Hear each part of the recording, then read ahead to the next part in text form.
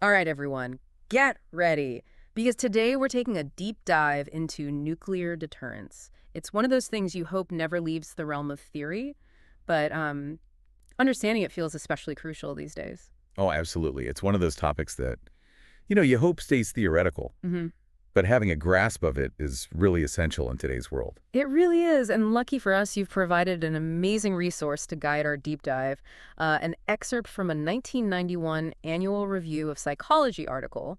The title is Psychological Perspectives on Nuclear Deterrence, and it's by Tetlock, McGuire, and Mitchell. Yeah, a fascinating paper that really dives into, the human elements that come into play when we're talking about preventing nuclear war. Yeah, exactly. Yeah. There's so much more to it than just having the biggest bombs, right? So our mission today is to uncover those surprising psychological insights, the kind that make you go, huh, I never thought about it that way. Well, it's fascinating because the human mind, it can be both the greatest tool and the biggest obstacle to peace. So true. Okay, so let's set the stage here. What exactly is nuclear deterrence, and how has the thinking around it kind of evolved over time? So at its core, deterrence theory is this idea that you can prevent an attack by making the cost of aggression so high that it outweighs any potential benefits. It's basically saying, mess with us and you'll regret it. Okay, so that sounds pretty straightforward, but is that really all there is to it? Well, not quite. It Yeah. gets a lot more complicated. You can think of it like this. The theory's actually gone through three distinct generations. The first generation, way back in the early days of the Cold War, was all about type I deterrence, protecting your own territory. Yeah, the classic don't tread on me approach. Exactly. But then things get a little more complex with type 2 deterrence, or what they called extended deterrence. Now, nuclear powers weren't just trying to protect themselves, they're also trying to deter attacks on their allies. So now the threat is more like, don't even think about messing with our friends. But wasn't there a problem with that? I mean, would a superpower really risk its own cities for an ally? You're hitting on a really key point there, and that's where things get interesting. Second generation deterrence theorists came up with some, shall we say, creative solutions. One of the most striking was this idea of the rationality of irrationality. Okay, that sounds like a paradox. How can irrationality be rational? It's all about perception. The idea was to convince your opponent that you were just crazy enough to actually use those nukes, even if it meant mutual destruction. You're essentially trying to make the threat more believable by appearing unpredictable, even a little bit unhinged. So like a calculated bluff designed to scare your opponent into backing down. Precisely. And there's actually some logic to it. A bluff that everyone believes is more effective than a genuine threat that nobody takes seriously. But of course, it's a very risky strategy. If your opponent doesn't buy your act, it can backfire spectacularly. High stakes poker with the fate of the world hanging in the balance. Yikes. Exactly. Another strategy they came up with was based on the inherent uncertainty of war. The thinking was that even if both sides wanted to keep things limited, there was always this chance that a conflict could spiral out of control once the shooting started. No one is perfectly rational in the heat of the moment, and mistakes happen. So even if an all-out nuclear war seemed unlikely, the potential for miscalculation and unintended escalation made any conflict incredibly dangerous. Right. And this thinking was closely tied to the concept of mutual assured destruction, or MAD. The logic there was that neither superpower would dare to attack. Knowing that retaliation would guarantee their own annihilation, it was a deterrence through the fear of the apocalypse, essentially. A pretty grim way to keep the peace, but I guess it worked for a while anyway. It did, but some theorists argued that MAD just wasn't enough. They pushed for what they called a warfighting strategy or a countervailing strategy. Their thinking was that even a purely defensive state still needs options. They need to be able to win a nuclear war at any level of escalation if deterrence fails. So MAD was about preventing any war, while warfighting was about controlling it if deterrence broke down. Exactly. But critics argued that this warfighting logic was flawed, both morally and psychologically. For one thing, it assumes that leaders would stay cool and rational, even in the middle of a nuclear crisis, which is a pretty big assumption. Plus, critics worried that making nuclear war seem even remotely winnable, even in theory, could actually make it more likely. That's a terrifying thought. So those were the main ideas behind the first two generations of deterrence theory. But you mentioned there was a third generation. Yes, there is. And this is where things get really fascinating. Third-generation deterrence theory acknowledges that real-world decision-making isn't always perfectly rational. It takes into account all the psychological biases. and the emotional factors that can influence how leaders perceive threats and make decisions. So the third generation is all about bringing the human element into the equation. Precisely. It recognizes that even the most carefully crafted plans can go awry because, well, humans are involved. And as we'll see, our brains aren't always wired for logic and reason, especially when the stakes are this high. This is where I can already hear those psychology alarm bells ringing. So if deterrence theory is so logical on paper, why does it sometimes go so wrong in practice? That's the million-dollar question, and it's the one we'll be exploring in our next segment. Tetlock, McGuire, and Mitchell provide a whole catalog of cognitive biases that can distort judgment even at the highest levels of decision-making. And these biases can lead to misperceptions, to miscalculations, and ultimately to disastrous consequences. Ooh, a cliffhanger. All right, listeners, stay tuned. We'll be right back to unpack those psychological pitfalls Right. and explore what lies beyond simple threats in the high-stakes game of nuclear deterrence. Welcome back. Last time we left off with that chilling thought. How even the most logical plans can go haywire when human psychology enters the picture. All right. And when we're talking about nuclear deterrence, Yeah. even seemingly small miscalculations, Yeah. they can have just catastrophic consequences. Absolutely. So let's get into those cognitive biases that Tetlock, McGuire, and Mitchell lay out. They offer up this whole list of these mental traps that can trip up even the most experienced leaders. Yeah, they really do. And one of those dangerous on that list has to be overconfidence, something we all experience from time to time, right? Oh, absolutely. Definitely guilty of it myself. But in the context of nuclear deterrence, overconfidence can lead to, well, leaders dismissing vital information, misinterpreting warning signs, or sticking to a plan even when it's clearly not working. So it's like having blinders on, preventing you from seeing the bigger picture. Precisely. Mm.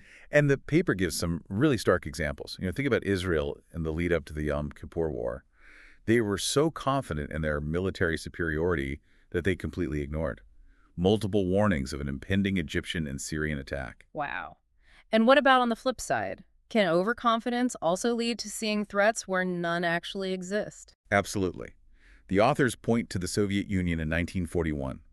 Despite having ample evidence that Nazi Germany was preparing to invade, Stalin completely dismissed it as a bluff. He was so convinced that Hitler wouldn't break their non-aggression pact, that he ignored all the red flags, leaving the Soviet Union woefully unprepared for the attack. Wow, those are some pretty sobering examples of how overconfidence can really distort judgment, even at the highest levels. It really is. Yeah. And it's closely related to another bias that they discuss, the fundamental attribution error. Okay, refresh my memory on that one. What is that again?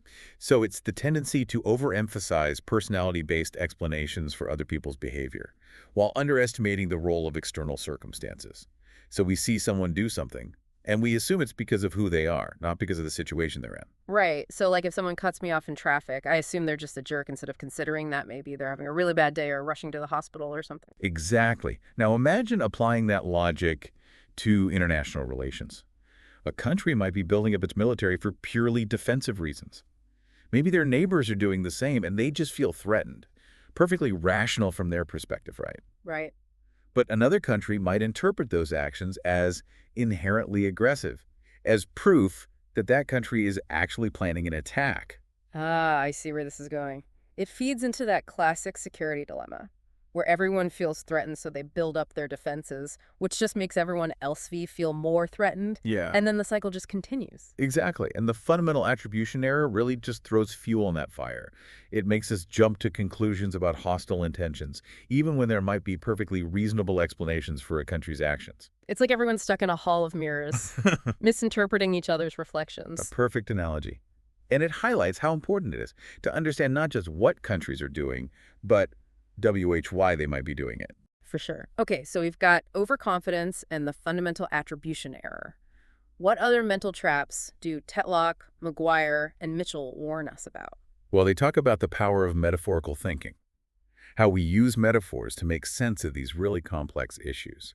Metaphors can be helpful, but they can also oversimplify and distort our thinking. Can you give an example of how that plays out in the context of nuclear deterrence? Yeah, so they compare two common metaphors that are used to describe nuclear escalation.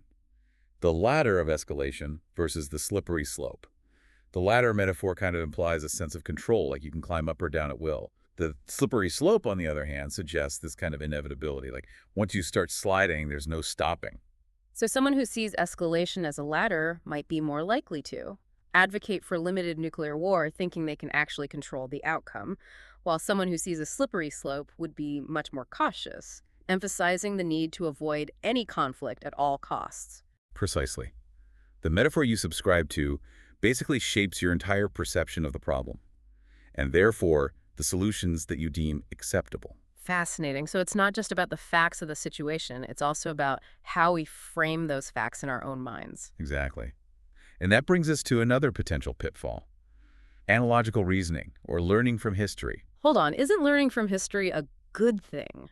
Shouldn't we be using past experiences to guide our decisions? We should, but it's not always that simple. Tetlock, McGuire, and Mitchell, they point out that we often over-rely on these historical analogies, especially recent ones or emotionally powerful ones, even if they don't really fit the current situation. Yeah, I think they use the Vietnam War as an example, right? They do.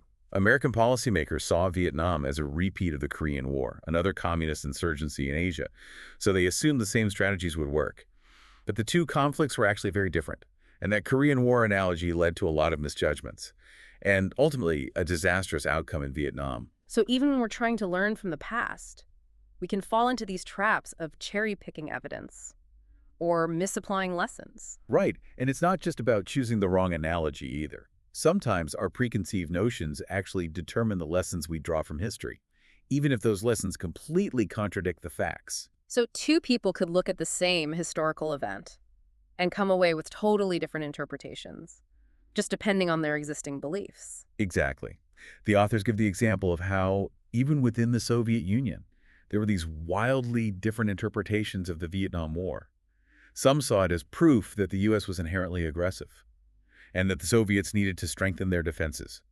Others saw it as a cautionary tale, arguing that the U.S. was overextended, and that the best approach was to actually pursue détente. So even a seemingly clear-cut historical example can be spun in multiple ways, depending on the agenda. Exactly.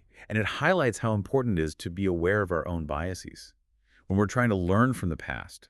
Okay, so we've covered overconfidence, the fundamental attribution error, misleading metaphors, and the pitfalls of analogical reasoning. Are there any other mental traps we need to watch out for? Oh, there are plenty more. But one that Tetlock, McGuire, and Mitchell really emphasize is belief perseverance. The tendency to cling to our beliefs even when they're contradicted by evidence. So we're basically talking about stubbornness. In a way, yes. But it's more than just being stubborn. It's about how our brains are kind of wired to filter information in a way that confirms our existing beliefs. We tend to seek out information that supports our views and dismiss information that contradicts them. So if you're convinced that a certain country is hostile, no amount of peace talks or diplomatic gestures will change your mind. That's the danger, yeah. You'll find ways to reinterpret or downplay any evidence that challenges your belief. And this can have some really serious consequences in the context of nuclear deterrence. How? Well, imagine a situation where a country is genuinely trying to de-escalate tensions, but the other side is so convinced of their hostile intentions that they misinterpret every move as a trick or a sign of weakness. It could almost create a self-fulfilling prophecy, right? Where one side's mistrust actually provokes the other side into becoming an enemy. Exactly. Belief perseverance can trap us in this cycle of misperception and mistrust, making it incredibly difficult to break out of a conflict spiral. Okay, so belief perseverance is definitely something to watch out for. What else? Another bias they highlight is this tendency that we all have to avoid trade-offs. We like to think that we can have it all, but in the real world, especially when it comes to something as complex as nuclear strategy, difficult choices are unavoidable. Yeah, I can relate to that. No one likes making those tough decisions, especially when the stakes are so high. Right. But Tetlock, McGuire, and Mitchell, they argue that we're often too quick to simplify, focusing on one value or goal at the expense of others. We might convince ourselves that a particular policy is the best solution on all fronts, even when that's clearly not the case. So instead of acknowledging the trade-offs, we just pretend they don't exist. In essence, yes. And this can lead to some really bad decisions. We might overemphasize deterrence to the point of actually provoking conflict. Or we might overemphasize reassurance to the point of inviting attack. Failing to recognize those inherent trade-offs can be just as dangerous as ignoring the facts altogether. This is all starting to feel a bit overwhelming. Overconfidence, the fundamental attribution error, misleading metaphors, faulty historical analogies. belief perseverance, and now the avoidance of trade-offs. It makes you wonder if ANWY decision in international relations is ever made purely on logic and reason. It's a fair point. I mean, the human mind is this complex thing, and even the most brilliant strategists are susceptible to these biases. But that doesn't mean that we're doomed to repeat the mistakes of the past. Understanding these biases is the first step towards overcoming them. Okay, so that's a whole lot of potential for things to go wrong. But the article doesn't just focus on the negative, right? They also talk about some alternative approaches to dealing with nuclear threats. Strategies that go beyond those simple threats and actually take these psychological factors into account. They do. And that's where things start to get really interesting. Because it turns out there are some surprisingly effective strategies that actually leverage psychology to promote cooperation and de-escalation. All right, I'm intrigued. But we're out of time for this segment. Listeners, be sure to tune in for the final part of our deep dive, where we'll explore those alternative strategies and discuss whether things like niceness and trust actually have a place in this high-stakes world of nuclear diplomacy. Welcome back to the deep dive. So far, our exploration of nuclear deterrence has been, well, a bit of a roller coaster, hasn't it? From that terrifying logic of Mad D to all those cognitive biases, that can make even the best laid plans go completely wrong. Yeah, it's a complex landscape, no doubt about it. But luckily for us, the article doesn't leave us hanging on a cliff of despair. It also explores some really fascinating alternative approaches that, well, they kind of move beyond those simple threats we talked about. Okay, I'm all ears. We teased two of these strategies at the end of the last segment. Tit for tat, or TFT, and greenlight. So let's unpack those. Yeah, let's start with TFT. It's deceptively simple, but incredibly powerful. Okay, so how does it work? Imagine you're playing a game with an opponent. With TFT, you start by cooperating, and then you simply mirror your opponent's actions. If they cooperate, you cooperate. If they betray you, you betray them right back. An eye for an eye. Sounds a bit Old Testament. It is, but there's a crucial twist here. It's not about blind revenge. It's about establishing these really clear boundaries and sending this consistent message. Cooperation is rewarded, but exploitation will be met with, well, a proportional response. Okay, so how would this play out in the real world of, nuclear diplomacy? Are we talking about, like, mashing missile deployments or something? Not necessarily. TFT can actually be applied to a really wide range of interactions, from arms control treaties to economic policies even. Think of it this way. You're establishing a pattern of behavior. That encourages your opponent to cooperate, because they know that if they try to cheat or take advantage, well, they're going to face some immediate consequences. So it's a way of building trust, but also demonstrating that you're not a pushover. Exactly. And the really fascinating thing is that this simple strategy, well, it's been proven incredibly effective. Robert Axelrod, in his book, The Evolution of Cooperation, he describes how a computer program using TFT consistently outperformed much more complex strategies in these simulated tournaments. Wow, so even in, like, this cutthroat competition, being nice and predictable can actually be the winning strategy. It can. TFT works because it's so easy to understand and predictable. It allows you to gradually build trust over time while still discouraging bad behavior. It's firm, but fair. I love it. But isn't there a risk of getting stuck in a cycle of retaliation? I mean, what happens if both sides keep defecting? That's a valid concern. One of the criticisms of TFT is that it can get trapped in this escalatory spiral, especially if there are misperceptions or, errors in communication. But there are ways to mitigate that risk. Like what? Well, you can modify TFT to be slightly less provocable. Maybe you don't respond with the same intensity every single time, signaling a willingness to de-escalate if the other side does the same. So like a more forgiving version of TFT. Makes sense. But I imagine there are also situations where TFT just wouldn't work at all. What if you're dealing with an opponent who is just simply not interested in cooperating, no matter what you do? That's true. TFT really works best when both sides see some benefit in cooperation. If your opponent is just determined to win at all costs, then, well, mirroring their actions is only going to lead to stalemate or worse. Okay, so TFT is a great tool for fostering cooperation, but it's not a magic bullet. What about GRIDE? How is that different? So GRIDE, which stands for Graduated and Reciprocated Initiatives in Tension Reduction, is specifically designed for situations where, well, you're already in that conflict spiral we talked about. It's more about de-escalation than actually preventing conflict in the first place. So it's like damage control. In a way, yeah. With GRIDE, you start by publicly announcing your intention to reduce tensions And then you back it up with these small, concrete actions. Okay, like what kind of actions are we talking about here? Things like pulling back a small number of troops, maybe halting a particular weapons program, or even just opening up a line of communication. These gestures, they don't compromise your security, but they send a clear signal of goodwill and invite reciprocity from the other side. So it's a way of breaking that cycle of mistrust and demonstrating that you're willing to take a risk for peace. Exactly. And it's really important to emphasize here that Drioid is not about appeasement.